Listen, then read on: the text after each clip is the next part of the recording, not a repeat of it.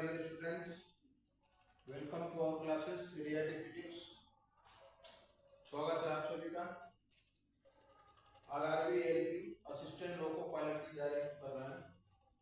Form आपके fill up हो चुके हैं जोन वाइज।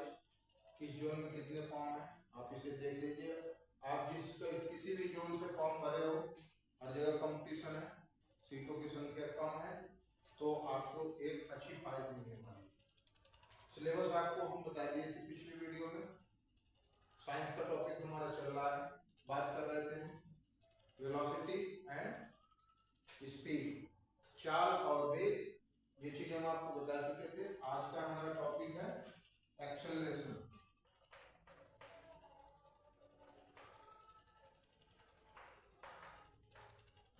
त्वरण,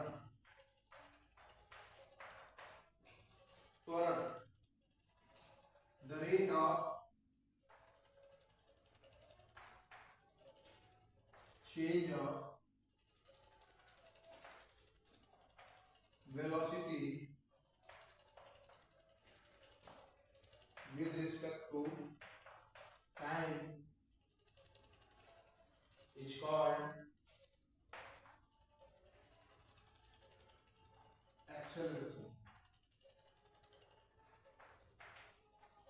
represented by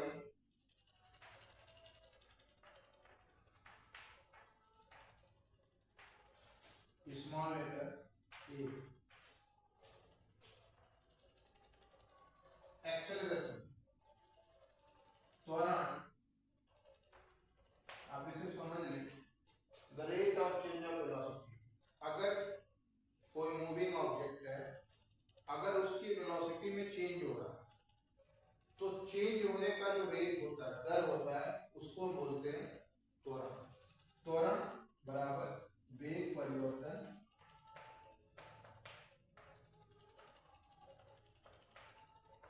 बटे समय। सपोज करो आप व्हीकल चलाते हो, मोटरसाइकिल है ना, तो आप किसी पॉइंट ए से पॉइंट बी तक जाते हैं, जिसके बीच की डिस्टेंस है 100 किलोमीटर। ठीक है, इस पूरे रास्ते में कहीं आपको ट्रैफिक जाम भी मिला होगा, कहीं रोड बहुत ही क्लियर मिला होगा, कहीं रोड में गड्ढा होगा। तो आप जहां आपकी जो एवरेज स्पीड होगी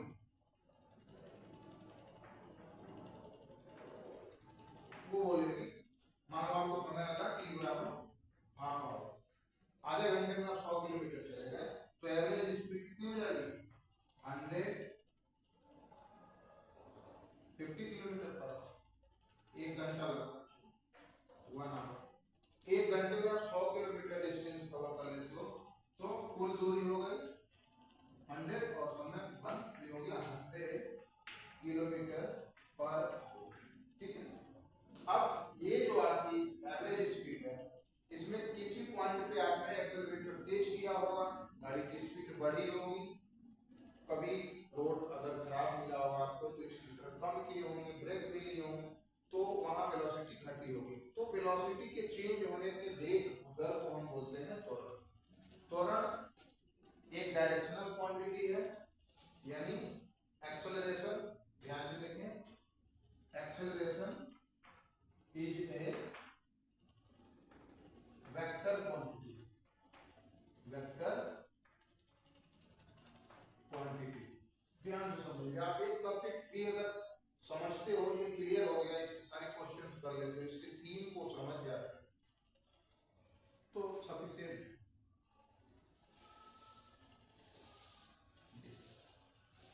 वेक्टर क्वांटिटी है तो इसका डायरेक्शन भी होगा, अभी आपको हम बता देंगे।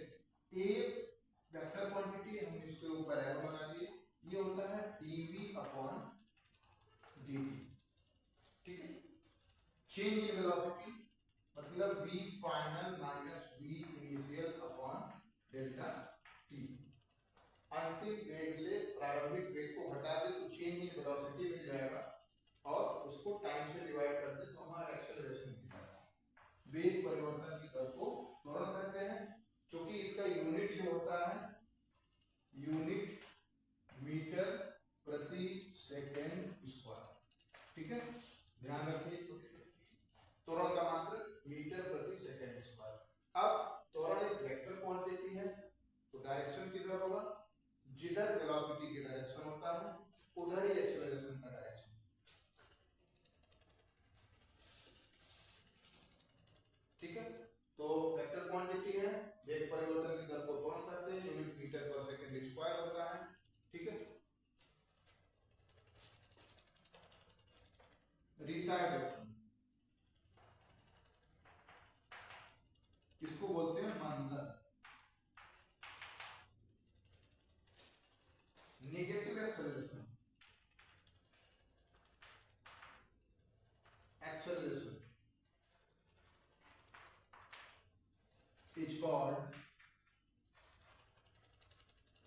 रिटार्डेशन,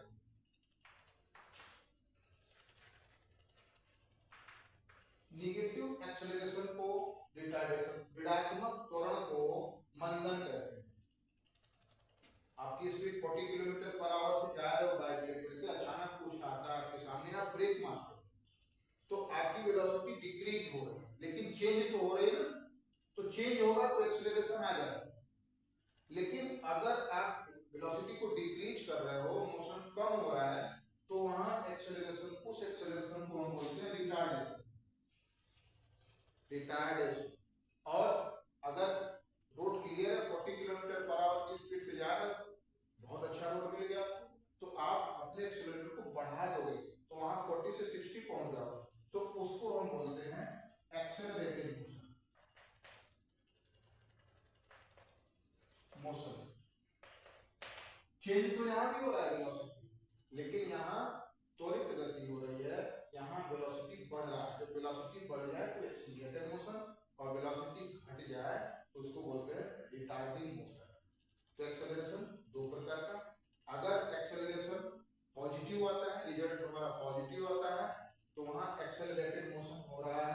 अगर एक्सेलरेशन ए की वैल्यू हम इसमें पुट करते हैं और वही रिजल्ट हमारा नेगेटिव आता है, तो आप समझ जाए कि वहां क्या हो रहा है, रिटार्डेशन हो रहा है त्वरण वो भी, तो negative acceleration is called retardation.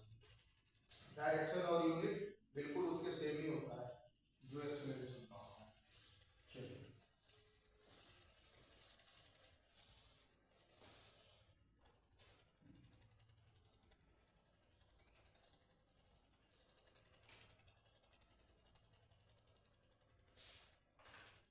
एक क्वेश्चन है, यदि कोई कार 72 किलोमीटर पर आवर की रफ्तार से सीधी रेखा में चल रही है और 5 सेकंड बाद उस पर ब्रेक लगा दिया जाता है, तो उस कार पर आरोपित मंदन क्या होगा? यदि कोई कार, ठीक है, 72 किलोमीटर पर आवर की रफ्तार से चल रही है किसी रोड पर, सीधी रेखा चल रही है, 5 सेकंड बाद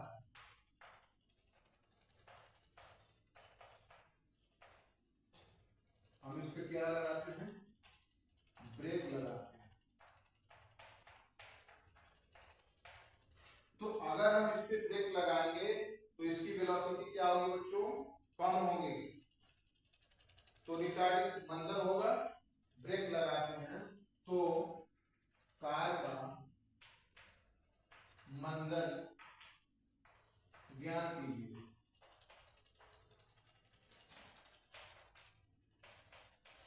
तो मंदन तो होगा ही, हम जब ब्रेक लगा देंगे वेलोसिटी कम होगी तो मंदन होगा, तो मंदन होगा कितना ये हमको निकालना, ठीक है।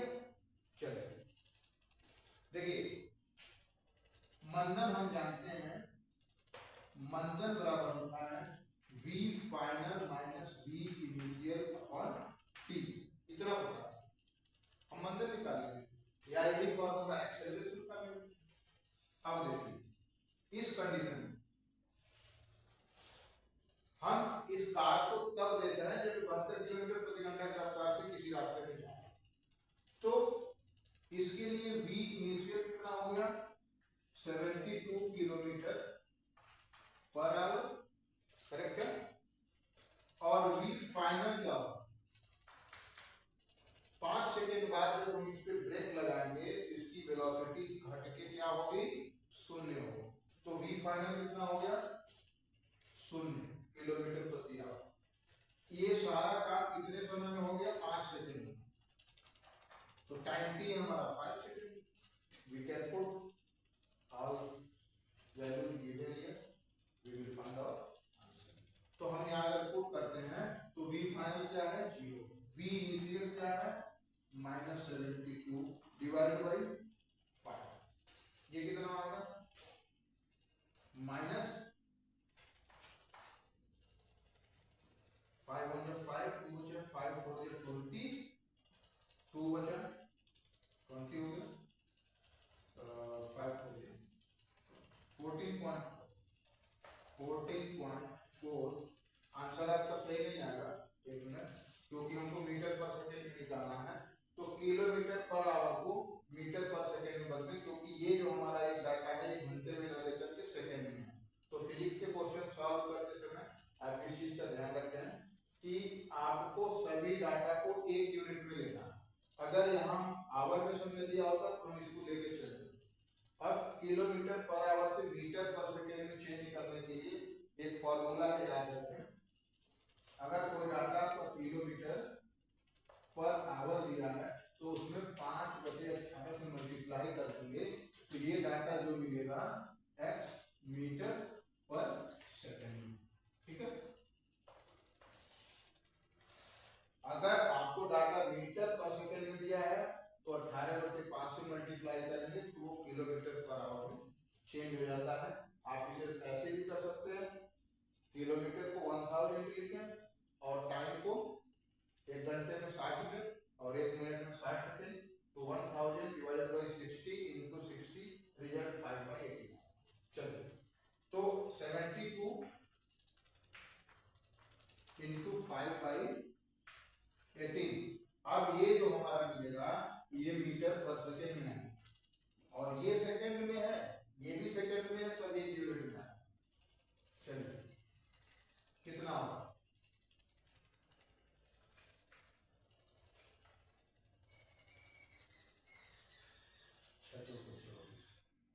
यानी 4 इंटू 5 यानी 20 मीटर पर सेकेंड। ये हमारा है v इनिशियल।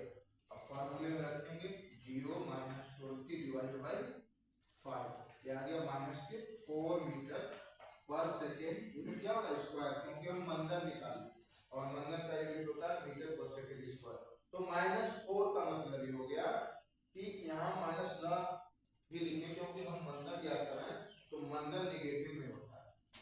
अगर एक्सेलरेशन की वैल्यू ऋणात्मक आ जाए तो उसको हम मंदन बोलते हैं, हाँ मंदन ही होता है। आपका आंसर हो जाएगा 4 मीटर पर सेकेंड स्क्वायर इस क्वेश्चन का मान। चलिए,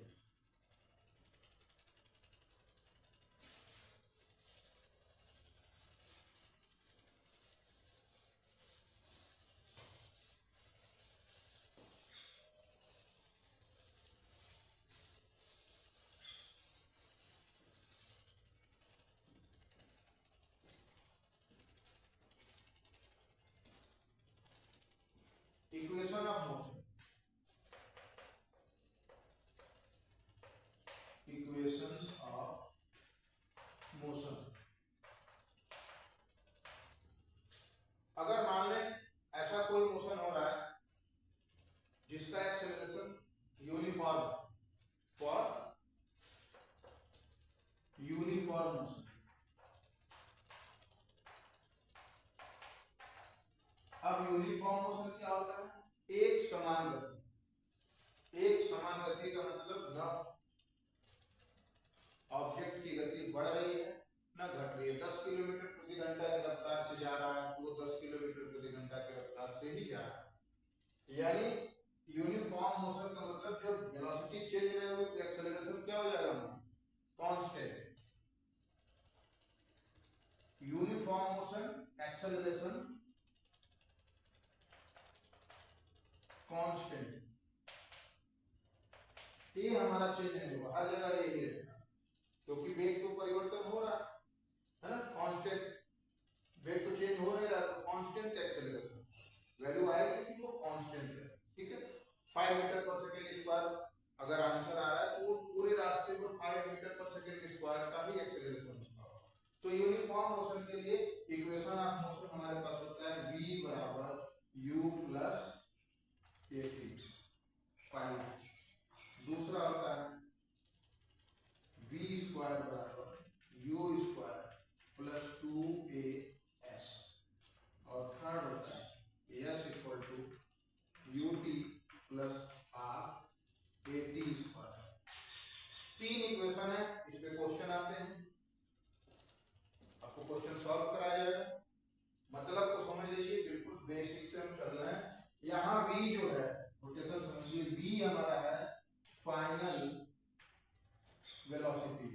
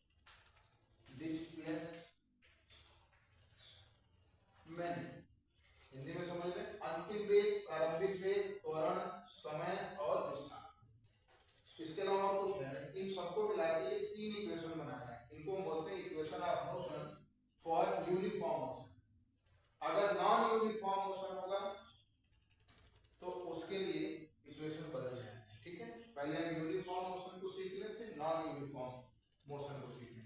यूनिफॉर्म का मतलब वेलोसिटी क्या है, कांस्टेंट। अगर इसका ग्राफ क्या होगा, अगर ये टाइम है और ये वेलोसिटी है,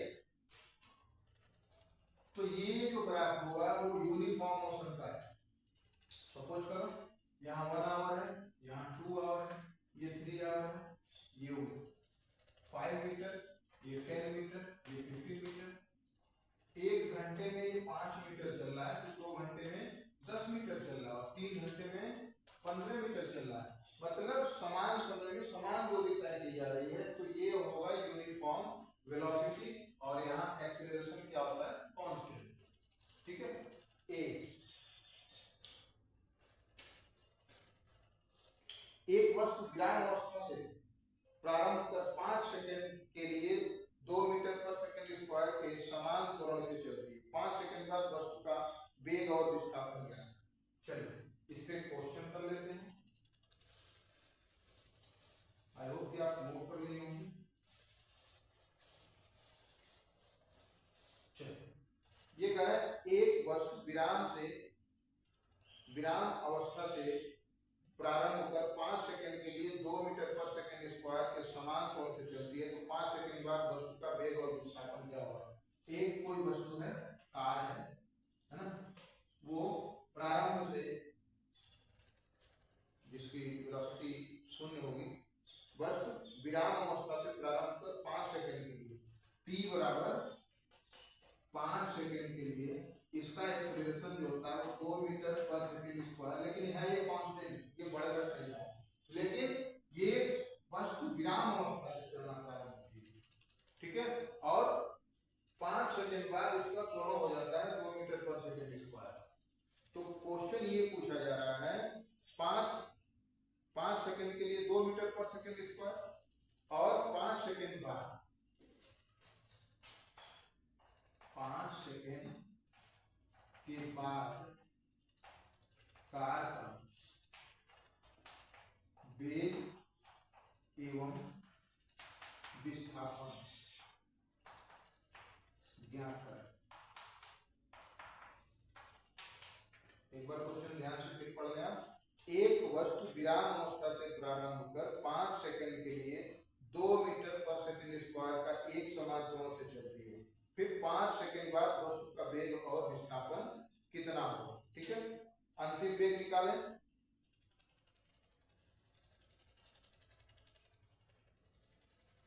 अंतिम वेग वही हमसे पूछा जा रहा है, 5 सेकंड बाद कार का वेग कितना होगा। प्रारंभिक वेग कितना है, ये वस्तु कब चलना प्रारंभ की है, विराम अवस्था। जब किसी क्वेश्चन में आपको कहा जाए कि कोई वस्तु विराम अवस्था से चलना प्रारंभ करती है, तो विराम अवस्था का मतलब प्रारंभिक वेग और वो हो जाएगा 0। यह नहीं है, विराम अवस्था में है तो प्रारंभिक वेग 0 होगा। हमको क्या पता करना है, 5 सेकंड बाद इस वस्तु का वेग कितना होगा। तो here we will using the equation of motion to solve this question। आइए बात करते हैं। एक फर्स्ट मोशन क्या है, इक्वेशन v बराबर u प्लस, हमको v फाइंड आउट करना है।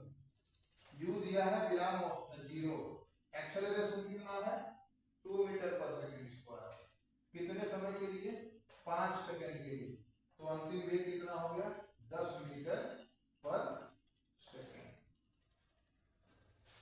आपका u 0 है, v 10 मीटर पर सेकंड। अब हमको पूछ रहा है क्या, विस्थापन ज्ञात करें। डिस्प्लेसमेंट मतलब यह s, और s के लिए हम जानते हैं s equal to ut plus r at square. इस इक्वेशन में u क्या है 0, क्योंकि प्रारंभिक वेग दिया है विराम अवस्था, ये दोनों 0 प्लस 1/2, a कितना है 2, ये कितना बच्चों 2, और t कितना है 5 सेकंड, 5 का स्क्वायर, तो ये हो गया 2 से 2 कैंसिल, 25 मीटर इसका डिस्प्लेसमेंट आ गया। 5 सेकंड बाद अगर कोई कार विराम अवस्था से चलती है जिसका त्वरण 2 मीटर पर सेकंड स्क्वायर है, 5 सेकंड के बाद यह 25 मीटर की दूरी तय करेगी। ठीक है। तो आप लोग ऐसे बने रहें चैनल में, चैनल चैनल को शेयर करें, सब्सक्राइब करें।